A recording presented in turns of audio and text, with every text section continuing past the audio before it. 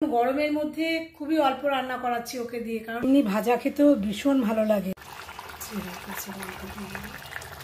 অনেক বেশি ফুল হয় আমার, দেখো এত ফুল ফুটেছে।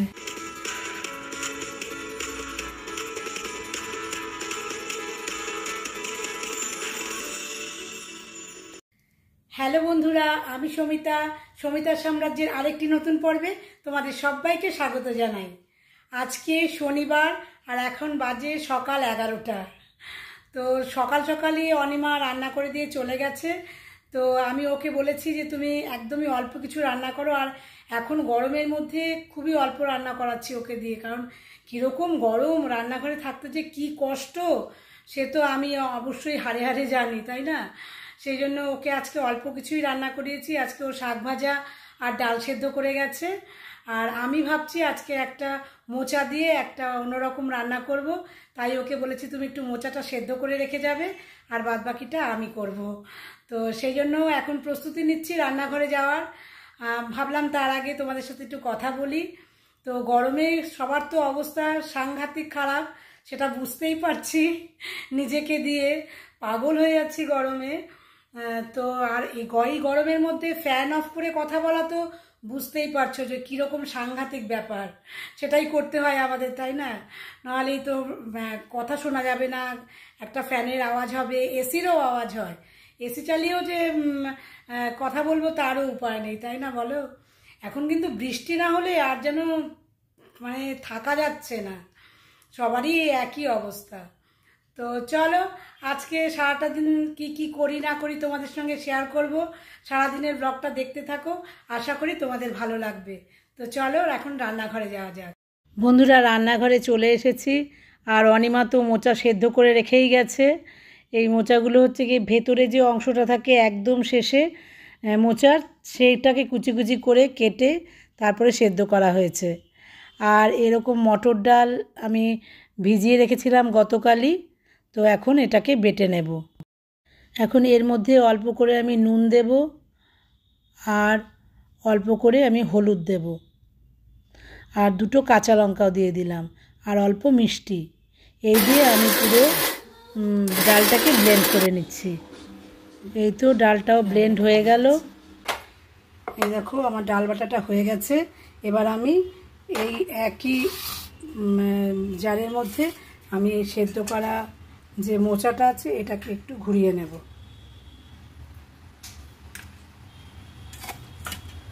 তো চলো এটাকে ঘুরিয়ে নেই, তারপরে তোমাদের সাথে এসে কথা বলছি।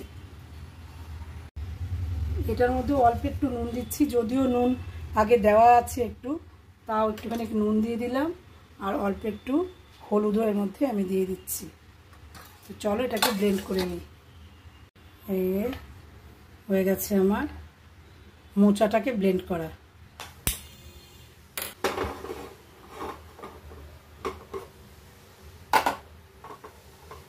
মিশ্রণটা এটাকে আমি ভালো করে একটু ফ্রাই করে নেব একসাথে মিশিয়ে।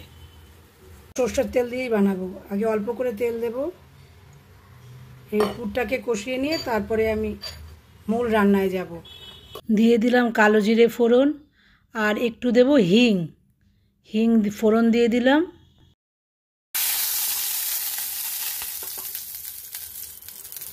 চলো এর মধ্যে এবার মোচাটা আমি ঢেলে দেব, আর এই ডালটা আগে সবটা দেবো না, অর্ধেকটা দেবো।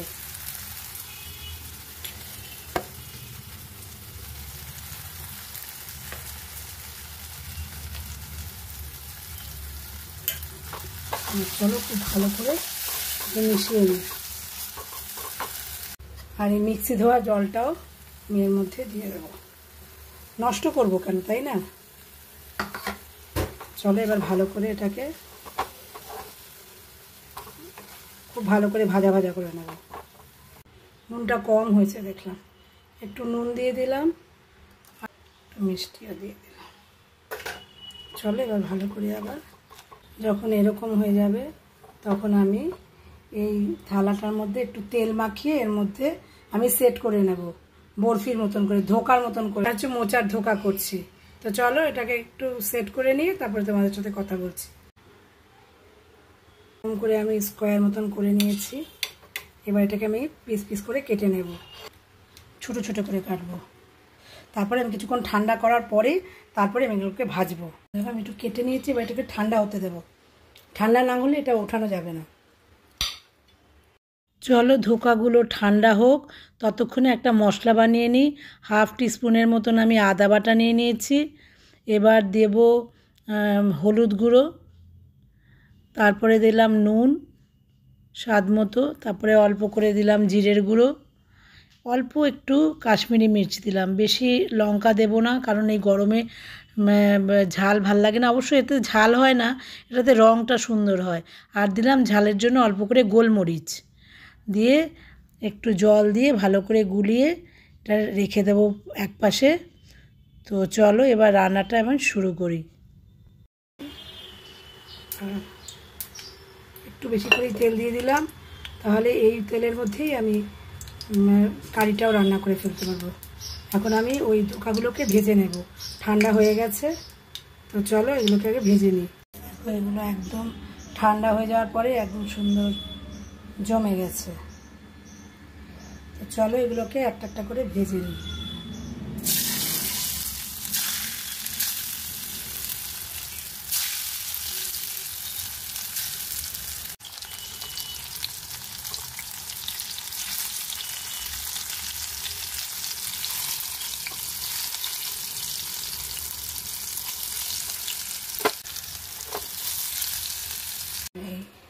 হয়ে গেছে আমার ভাজা। চলো এবার গ্রেভিটা রান্না করি।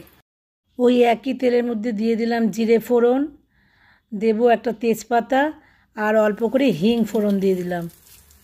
হিং দিয়ে দিলে কি নিরামিষ রান্নায় খুব ভালো লাগে, গন্ধটা খুব সুন্দর হয়। এবার আমি টুকরো টুকরো করে কাটা আলুগুলোকে এর মধ্যে দিয়ে ভালো করে একটু ভেজে নেব। এই আলুগুলো আমি একটু নুন আর একটু হলুদ দিয়ে ভাজবো। অল্প একটু হলুদও দিয়ে দিলাম।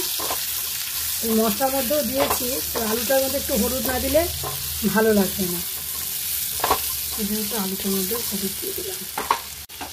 এবার এটা একটু ভাজা ভাজা হোক, তারপরে এই টমেটোটা দিয়ে দেবো। এবার ভাজা ভাজা হয়ে গেছে অনেকটাই। এবার আমি মধ্যে দিয়ে দেবো টমেটো। নরম করে দেবো টমেটোটাকে।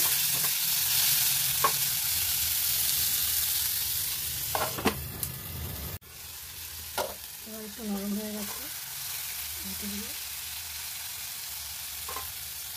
আলুগুলো ভাজা ভাজা হয়ে গেছে, টমেটোটাও নরম হয়ে গেছে।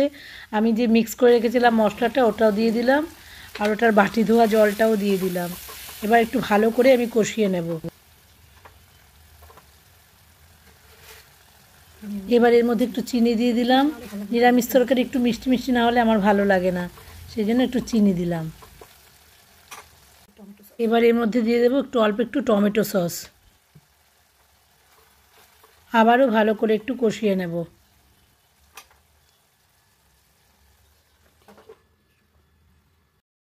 একটু ভালো করে কষাতে হবে, এখানেই অর্ধেক আলু সেদ্ধ হয়ে যাবে। কোনো রান্নায় মশলা যত বেশি কষাবে তত বেশি স্বাদিষ্ট হবে। এগুলো কিন্তু এমনি ভাজা খেতেও ভীষণ ভালো লাগে। ইচ্ছে করলে এগুলো আরেকটু কড়া করে ভেজে ডাল দিয়েও খাওয়া যেতে পারে, খুবই সুস্বাদু, দারুণ সুস্বাদু। মোটামুটি কষানো হয়ে গেছে।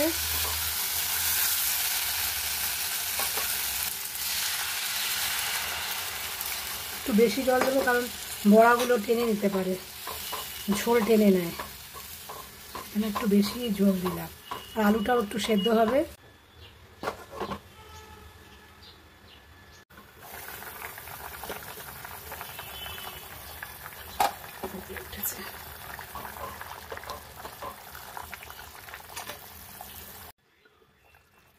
মোটামুটি আলুটা সেদ্ধ হয়ে গেছে, একটু নাড়িয়ে নিই।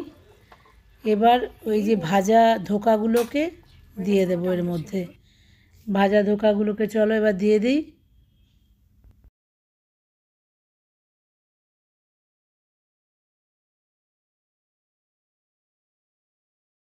ধোকাগুলো দিয়ে দিলাম। বেশিক্ষণ ফোটাবো না, কারণ তাহলে ধোকাগুলো ভেঙে যাওয়ার চান্স থাকতে পারে। মোটামুটি আমার রান্না হয়ে গেছে। এখন এর মধ্যে দিয়ে দেব অল্প করে গরম মশলা আর অল্প করে ঘি। ভালো করে আমি একটু মিশিয়ে নেই। গরম ভাতের সঙ্গে কিন্তু এটা খুবই ভালো লাগে, ভীষণই সুস্বাদু। একঘেয়ে মোচা খেতে ভালো লাগে না, তখন তোমরা কিন্তু অনায়াসে এটা বানিয়ে খেতে পারো। এবার আমি এর মধ্যে দিয়ে দেব কিছু কাঁচা লঙ্কা, অল্প একটু চিড়ে এর মধ্যে দিয়ে দিলাম যাতে গন্ধটা খুব সুন্দর হয়। দিয়েই আমি ঢাকা গ্যাস অফ করে ঢাকা দিয়ে দেব। তৈরি হয়ে গেল আমার মোচার ধোকা। তো চলো এবার প্লেটিং করে নিই। বিশেষজ্ঞরা বলেন যে carbohydrate, protein, fat, fibre, calcium, phosphorus, iron, copper, magnesium, vitamin E দ্বারা সমৃদ্ধ এই কলার মোচা। যাদের আয়রনের ঘাটতি আছে তারা কিন্তু অনায়াসে এই মোচা খেতে পারো, খুবই উপকার পাওয়া যায়।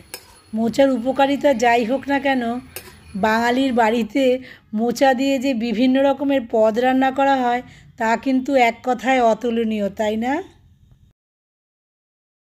হয়ে গেল আমার মোচার ধোকা।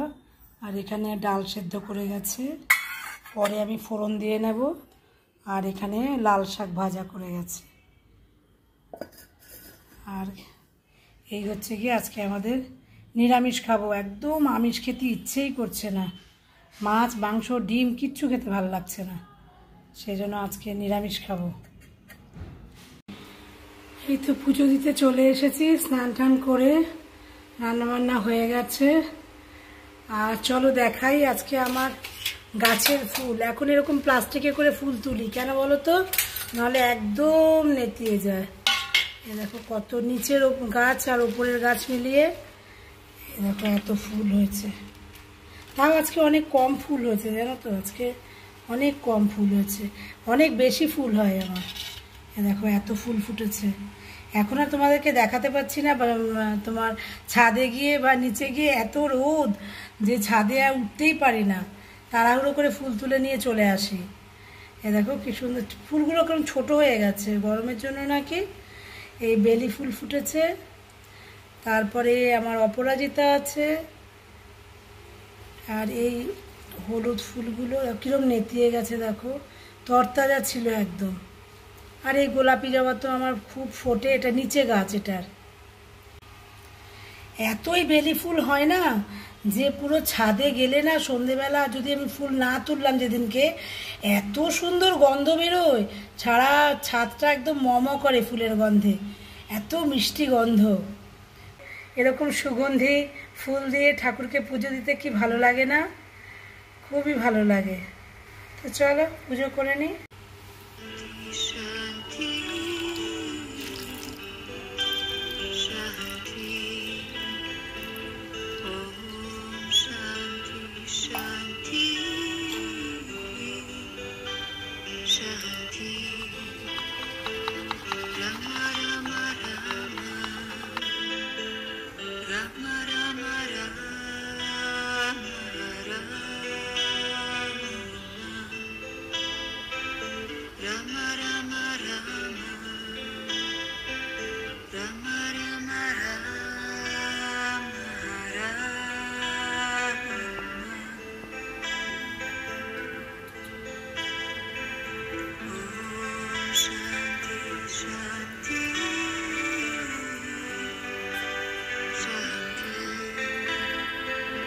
ব্যাস পুজো সেরে চলে এসেছি খেতে। তো চলো আজকে আমার নিরামিষ থালিটা একটু গুছিয়ে নিয়েছি। প্রথমেই তো আছে ভাত, তারপরে লাল শাক ভাজা, মুসুরির ডাল, মোচার ধোকা, আর আছে টক দই। এই গরমকালে আমার টক দই খেতে প্রচণ্ড ভালো লাগে, শেষ পাতে টক দইটা খুব ভালো লাগে বলো। সাথে লেবু আর কাঁচা লঙ্কাও নিয়ে নিলাম। তো আজকের ব্লগটা কেমন লাগলো জানিও বন্ধুরা। যদি ভালো লাগে তবে প্লিজ লাইক, কমেন্ট, শেয়ার করো। আর প্লিজ প্লিজ আমার চ্যানেলটাকে সাবস্ক্রাইব করো। তোমাদের জন্য অনেক ভালোবাসা রইল।